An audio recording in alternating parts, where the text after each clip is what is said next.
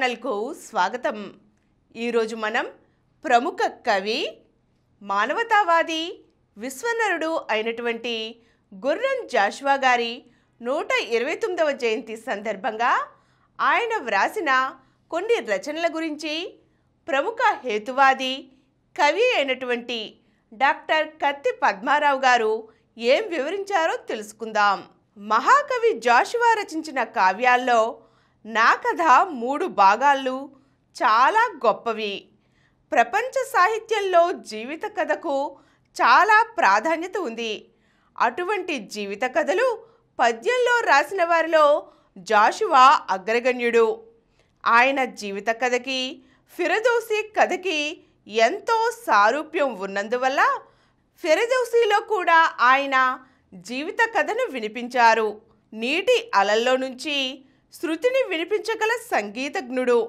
ఆయన కవిత్వంలో సంగీతం ఉంది. సంగీత సాహిత్య సమన్వయుడు ఆయన కవిత్వంలో ఉన్న సంగీతం కృత్రిమమైనది కాదు, ప్రకృతిలోంచి వస్తున్న ఝంకార ధ్వని. అందుకే అడవిలో సింహనాదం కొన్నిసార్లు వినిపిస్తుంది, పక్షుల గువ్వల మోతలు కొన్నిసార్లు వినిపిస్తాయి, సాలీడుల జీవన సౌందర్యాన్ని ఒకసారి చూపిస్తాయి, జీవన సౌందర్యాన్ని మరోసారి కళ్ళకు కడతాయి. ఆయన ఏ చిత్రం గీసినా అది మన కళ్ళ ముందు దృశ్యీకృతమవుతుంది. ఆయన రచనల అన్నిటిలో కూడా నా కథ చాలా గొప్ప కావ్యం. సత్యభాషణ చాతుర్యంతో దాన్ని రచించారు. ఆయనకి అసత్యం రాదు. జీవిత రహస్యాలను ఆయన ప్రకృతిలో మేళవించి చెప్పగల చాతుర్యం కలవారు. జాషువా తన ఆత్మకథను రాస్తూ ఇలా విశ్లేషించారు. సాధారణంగా విఖ్యాత మహాపురుషులు స్వీయ చరిత్రలు వ్రాసుకుంటూ ఉంటారు. అట్టి వారి మనుగడలు సమగ్రంగా తెలుసుకోవాలని ప్రజలు ఉబలాట పడుతూ ఉంటారు. అందు ఉత్తమ గ్రంథాలకు సాహిత్య రంగంలో అర్హస్థానం కూడా ఉంటుంది. ఆత్మకథాకర్తలు పెక్కురు ప్రాయకంగా వారి వార్ధక్యంలో కథారచనకు పూనుకోవడం అప్పటి వారి హోదాకు, పలుకుబడికి, పదవికి తగిన యుదాత్త ఘట్టాలే. మహాపురుషులు నిత్య జీవితంలో వారు అనుభవించిన కష్టసుఖాలు, పొందిన గౌరవ అగౌరవాలు, వయఃపరిపాకంలో ఎదుర్కొన్న క్లిష్ట సమస్యలు యథాతథంగా చిత్రించి తాము నడిచిన త్రోవ సర్వజన సులభమని, వారార్జించిన కీర్తి ప్రతిష్టలు అనన్య సాధ్యాలు కావని నిరూపిస్తూ ఒక ఆశాకిరణాన్ని వెలిగిస్తూ ఉంటారు. ప్రపంచ మహాపురుషుల జీవిత చరిత్రలు పరిశీలిస్తే ఈ సత్యం రుజువవుతుంది. గాంధీజీ, నెహ్రూజీ, బోసు, ఠాగూరు ప్రభతుల ఆత్మకథలు ఈ కోవలోనివే. వారి బాల్య యౌవన కౌమార ఘట్టాల దర్శాల వల్లే స్వచ్ఛమై ఆయా కాలాలలో వారి మూర్తులను కనులకు కట్టుతుంటాయి. గౌరవభంగ భయంతో వారు దాచుకున్న స్వీయ దోషాలు ఉండవు. స్వీయ చరిత్రలకి లక్షణాలు, ఆయుర్దాయాలు, అలంకారాలు. అట్టి ప్రసిద్ధ పురుషుల జాబితాలో చేరవలననే ఆశతో నేనీ గ్రంథరచన చేయడం లేదు.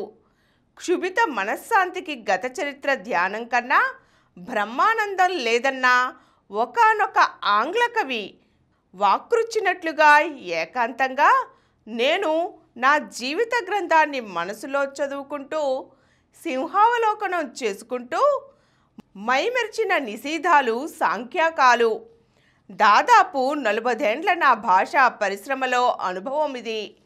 ప్రసిద్ధాంతర కవులు మ్రోయించిన కవితా వీణలు నా పసితనంలో నన్ను ఆకర్షించాయి, ఊగించాయి, ఊరించాయి. నేను ఒక వీణ మ్రోయించాలని అనుకున్నాను.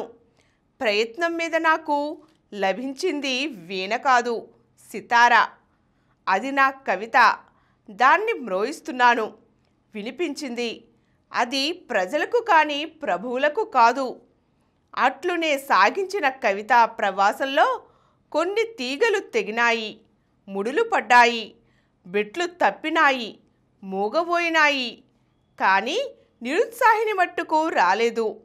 పైపెచ్చు పూర్ణోత్సాహవంతున్నై మ్రోయిస్తూనే ఉన్నాను. లోకం నా వంక కోరగా వారగా చూచింది, అనాదరించింది, అసత్కరించింది, సత్కరించింది, దూరవచ్చింది, చేరతీసింది. ఇతరేతర ఘర్షణోముఖాలైన అభిరుచులు, ఆశయాలు, దృక్పథాలు అడుగడుగునా వర్ణాభిమాన మతాభిమానాలతో స్వేచ్ఛా విహారం చేసే నేలలో అకలంక కళా కళ్యాణులకు న్యాయం జరుగుతుందని ఆశించడం ససవిషాణ ప్రాయం. పరరాజ్యం పోయి ప్రజారాజ్యమై పాముకున్నది లేదు. కొందరికి ప్రజారాజ్యంగా, కొందరికి మజారాజ్యంగా, కొందరికి క్షుధారాజ్యంగా తయారై అష్ట కష్టాలకు ఆలవాలమయ్యింది. విద్యాభివృద్ధి తప్ప విజ్ఞానశుద్ధి శూన్యమై వింత ప్రకృతులలో విర్రవీగుతోంది. నిజాయితీ నిండుకున్నది. మూఢత జలనిధి జడనిధి అయి స్తంభించిపోయింది. మేడలు విరిగి మేధస్సు తరిగింది. ఫలశూన్యాలైన పైపై నవ్వులు, పలకరింపులు, ప్రణామాలు సభ్యతా చిహ్నాలయ్యాయి. వన ప్రతిష్టలు, శిథిల శిలాకాండ పునరుద్ధరణలు, ఉరుసులు, ఉత్సవాలు దేశాభ్యుదయ సాధనాలై బక్కపేదల డొక్కల నూరించి కారిస్తూయున్నాయి. పురోగమనం తిరోగమనమయ్యింది. ఆంధ్రకవులు అంతఃపురాంగాన కలరు. మాలంపల్లి అలంకరణాలు చేస్తూ పాతపుంతలో పల్లటీలు కొడుతూ పచార్లు సారిస్తున్నారు.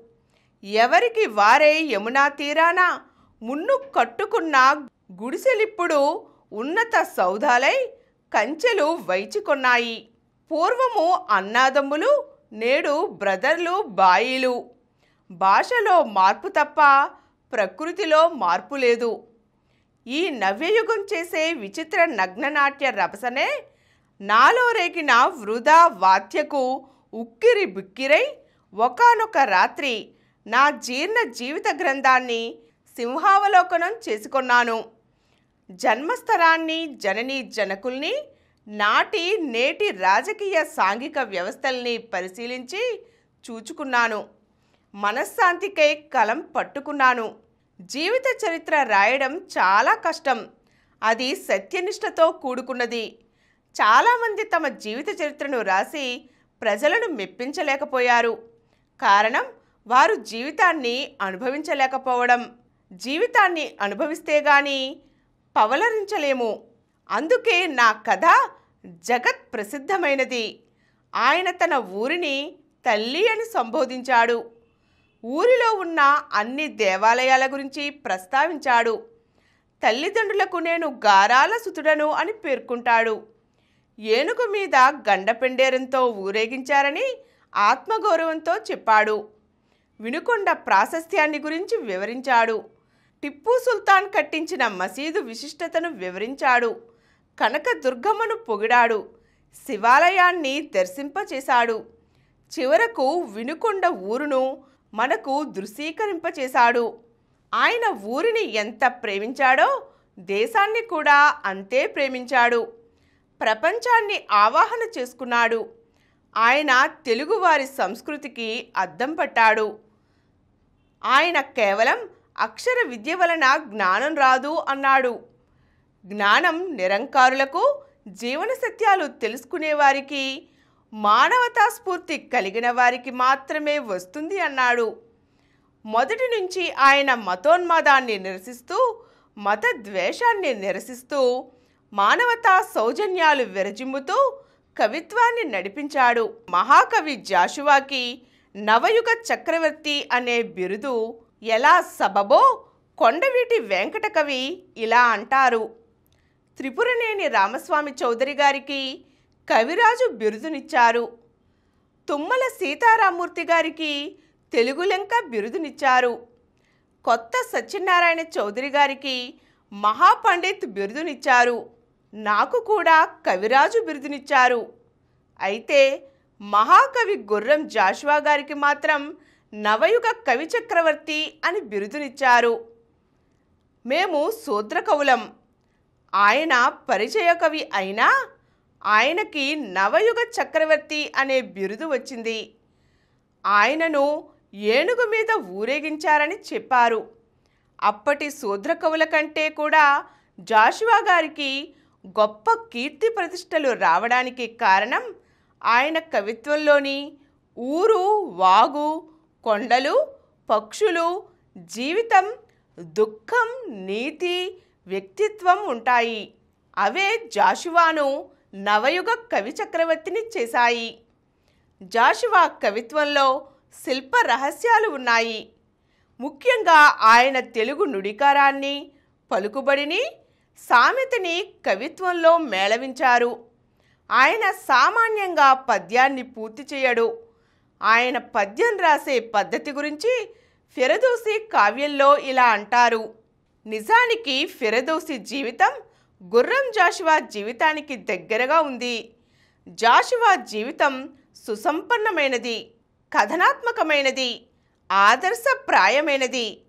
అందులో దుఃఖం ఉంది, నైతికత ఉంది, పోరాటం ఉంది, ఆవేదన ఉంది, సందేశం ఉంది.